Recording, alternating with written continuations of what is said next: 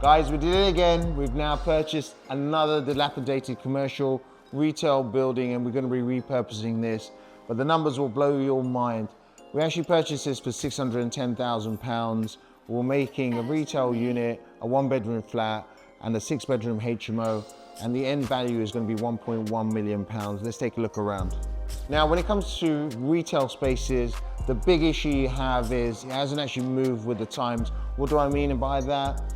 Now, traditionally, we used to have big, long retail units. When it comes to retail space, obviously you have zoning. So if you look there, you got the high street there, you got the front windows, that's zone A. And as you come into that bit down there, that's zone B. And then you've got the lesser bits further down, which is zone C and D. In some cases, you may even have an E. Now, what it happens with zoning is you tend to have the premium space where you get the maximum money is the bit closest to the front window facing the road. As you go back, you sort of lose 25%, then another 25% when you get to zone C and so on. There's a little bit more logic to it, but effectively that's what it is. So what we do when we come to commercial units is we utilize that zone A and B area and the bits where you're gonna get the least amount of rent. So typically the zone C and D area, you want to rechange that to residential space, and by doing that you actually get effectively zone any money for the rear of that building. When it comes to the uppers, if it's already residential use, it's actually permitted development to go from C3 residential to C4, which is HMO, and that's where you can really maximize the value. And then you combine basically the retail space, the rear residential unit, your 6-bed HMO above, pull that together. You can then go for a commercial valuation and achieve what we just did with that £1.1 million renovation. So now if you follow me over here, the guys are just working. But what you have is, this is like a zone B area. You're gonna have a WC, a kitchenette area within here. It's a nice small little breakout area for the staff. Here, we've sort of maximized the retail space that's gonna be here for that zone A area. And by just getting this bit ready, we'll be able to rent this out for a nice premium once it's done. Now, let's have a look at the residential elements that we're converting. Now, this project's been going for the past couple of months. But come inside, I'll show you the HMO element that we have. It's the same tried and tested method that we've been using for the last 15 years. Literally, we're gonna have ensuite rooms in every room, a shared kitchen, and a very easy to maintainable standard per room. Come and follow me through. So now within the rooms, we'll go with the same type of thing. We go with fitted wardrobes, and then you may ask why we go with fitted wardrobes, but if you have a look at the ceiling height, normally you tend to have IKEA cupboards that come up to about here. So by actually having a fitted wardrobe, you're actually getting 1.5 wardrobes within it. The good thing is, once it's all fitted within the building, they tend to last forever. So we've been doing this for 15 years. So when I went back to our first HMO that we did, these units actually look like new. What we tend to do is, to avoid disputes, we put in kitchen units within the room, so they're actually defined as kitchenettes, but they're no cooking facilities, so we call those tea making facilities within the room. We tend to put in a small desk area. It's a place where people can put a TV, laptop, do a little bit of work, and then the rest of the space will be used for a bed. We'll have an ensuite per room.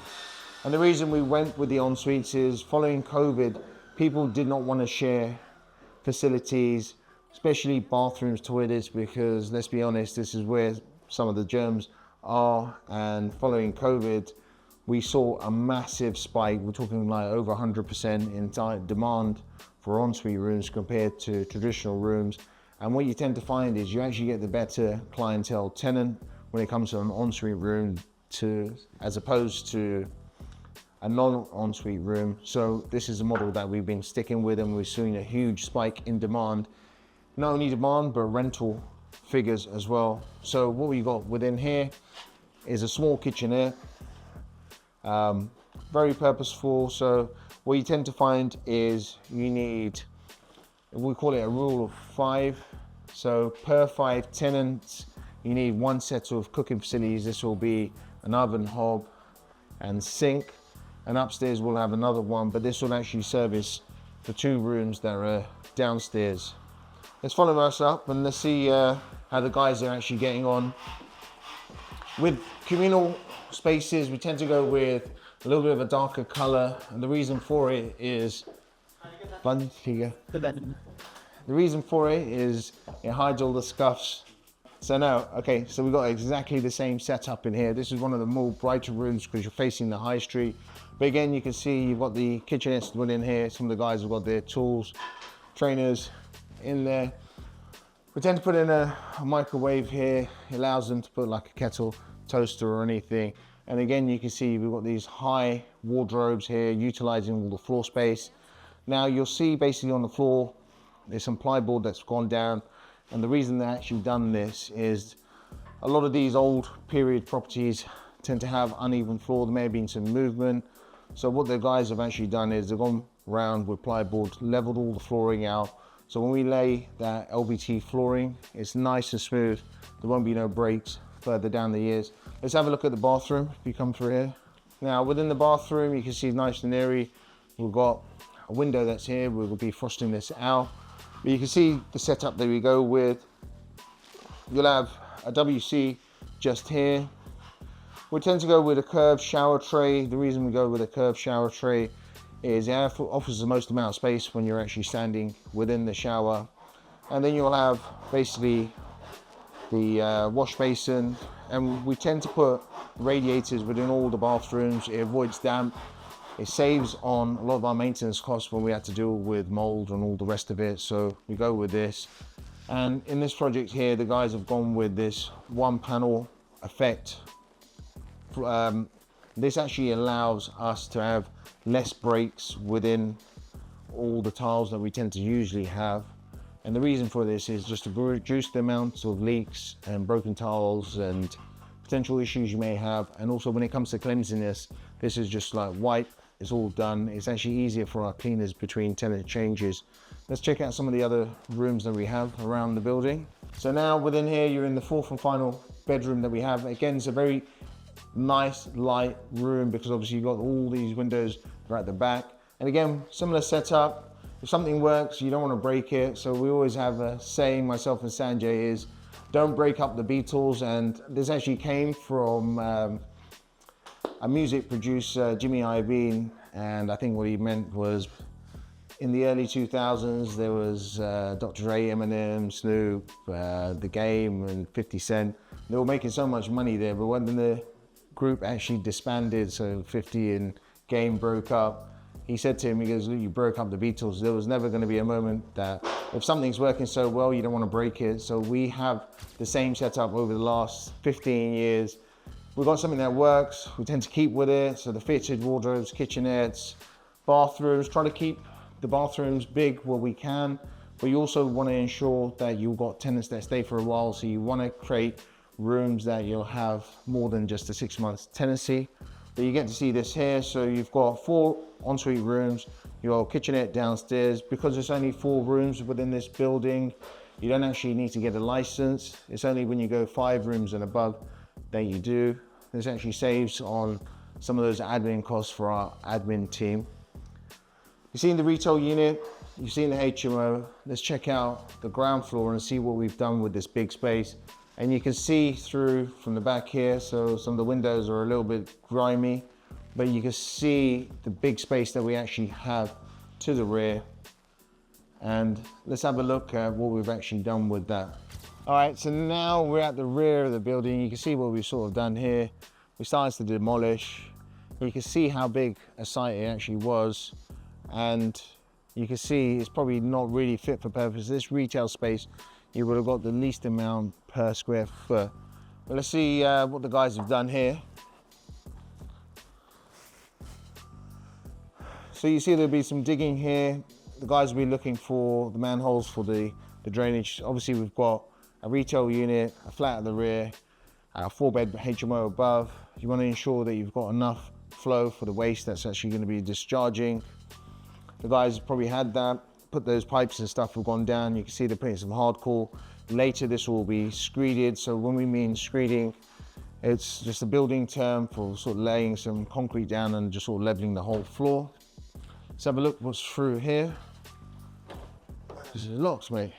So now we're at the rear of the building. You can see here we've got an access road to the back. This is actually very useful, especially if you want to be utilizing that rear of the building, taking that rear retail space and converting it to residential use. You need that. So at the moment we've had a lot of the rubble's been put here. As soon as I have a grab lorry and take that away, obviously you've got a skip that's full, and there's a lot of rubbish that's actually being removed from these buildings. These buildings tend to be dilapidated. Some of the backs have been neglected. So actually bringing it back into residential use is probably going to be a good thing, because you'll have someone that's going to be walking around here on a daily basis. Any issues are going to be reported to the management team, and we'll be able to keep this in a lot better order than it has been. But look, if you follow me in, first thing you can actually see is there's a new fiberglass roof that's actually gone on. So that was some leaks that were actually coming into this building. The guys have resolved that first. If you see the floor, you can see there's been some digging. The reason for this is obviously you're going to have a HMO above, retail unit with a WC, and then we're going to have this flat at the rear. That's another ensuite room that's going to be there. This will all need decent flow for the waste. If you don't have that, you'll have blockages. It can back up into the apartments and into the retail unit. We don't want that. So the guys have actually dug this up, created that nice flow, so this waste will be able to be discharged. This later will be screeded. So screeding is just a building term that we use for when we're going to level the ground out with concrete. Now you can first see that you've got some light that's on the rear, light that's on the back, and you've got some light when we come into this part of the room as well. The reason that this is really important is one of the tests for actually having a prior approval application being approved to change the rear of a building to a flat. It needs to have adequate lighting. So what we have here made it easy for this application to be approved in 56 days. Now, first things first, we're going to be focusing on getting the HMO element done, the retail unit, and then we'll turn our focus to the back. And this will be one of the quicker bits for us to actually get done. But you can actually see this area here wasn't really used by the retail unit. There's a safe door here. It was used for some storage. Now this has been taken out. We're looking forward to repurposing this. I'll take you down to the side of the building. You can see there's some waste that was basically here for a part of removing a lot of the crap that's come out from the flat and the retail unit. There's been some waste that's been dumped here over the years. There's some oil cans, some drum for burning some rubbish. You got this trailer here. This will all be cleaned, and this is one of the purposes of trying to convert these rears into resi, because once you have residential people within here, we can seal off an element as a private garden. You won't have so much waste, and when you have rubbish like this that's around, what you tend to do is it tends to attract rodents, and you don't want to get rodents into your property. So this will all be a nice clean space. Let's run through the numbers on this. So the purchase was 610 with some buying costs on top. We're actually spending a couple of $100,000 just doing an internal conversion of the uppers. The retail unit didn't require much work. There's some partitioning, some painting work, some just tiling that's been laid. And then the main money is actually going to be spent on the rear, just getting this dilapidated element of the building ready. So we're in at 810 there, and it's actually had an agreed end value of 1.1 million, which is pretty good because there's no extensions that are actually going on. It's all internal conversion. The rental, so we've had a confirmed valuation for 86,000 for the whole complete lot. So that's the HMO. There was 4 beds, the 1-bed flat at the rear, and the retail unit on the high street. Now those numbers may sound great, and they are great. If you want to learn more, we're back each and every month with the Elevate series powered by Shawbrook Bank. We touch on topics on a monthly basis, whether it be HMO, commercial to residential, commercial to commercial, short leases, etc. They're important topics, and they're important for you guys to know what is hot at the moment and where you can potentially utilize that knowledge. We hope to see you there. The details are actually in the description. And we've actually got a free Savoys community. We've hit over 1,300 people in it. It's completely free. The details are in the description as well. Now, if you like that video, hit the bell icon, leave a comment, and we're back each and every week with a new video.